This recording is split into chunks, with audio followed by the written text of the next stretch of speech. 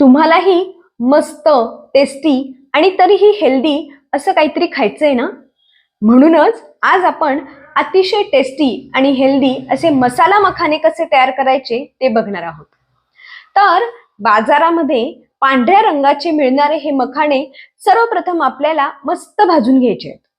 खरं तर मखाने म्हणजे लाह्याच असतात, मात्र जर ते 10 ते 15 मिनिट भाजून घेतले की ते छान कुरकुरीत होतात.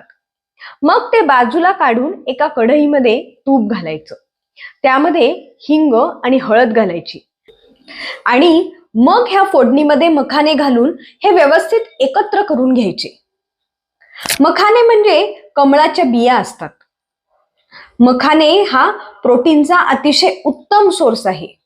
त्यासोबतच त्याच्यामध्ये फायबर, अँटीऑक्सिडंट, मॅग्नेशियम, पोटॅशियम हे सगळे भरपूर प्रमाणामध्ये असतात.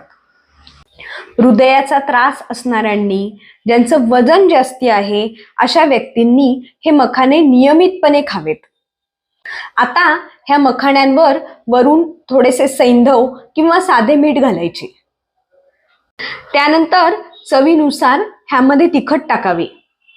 मखाने हा लहान मुलांसाठी तर सगळ्यात बेस्ट स्नॅक्स आहेत. शाळेच्या छोट्या डब्यामध्ये देण्यासाठी किंवा 4 वाजता खाण्यासाठी मखाण्यांसारखा दुसरा पर्याय नाही, कारण त्यामुळे लहान मुलांचं पोषण तर होतच, त्यासोबतच त्यांची वाढही चांगली होते. आता चवीनुसार थोडीशी साखर त्यावर भुरभुरावी. मखाने लाह्या स्वरूपात असल्यामुळे पचायलाही अतिशय हलके असतात. मखाण्यांना स्वतःची अशी खास चव नसते, आपण ज्याच्या सोबत ते मिक्स करू त्याची चव त्याला लागते.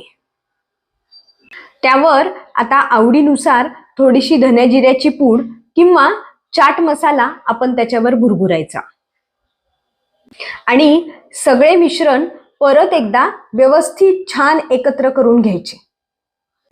आपण ह्या मखाण्याची भेळही करू शकतो किंवा अशक्तपणा घालवण्यासाठी दुधामध्ये ह्याची खीर करू शकतो किंवा लाडूमध्येही हे मखाने वापरू शकतो.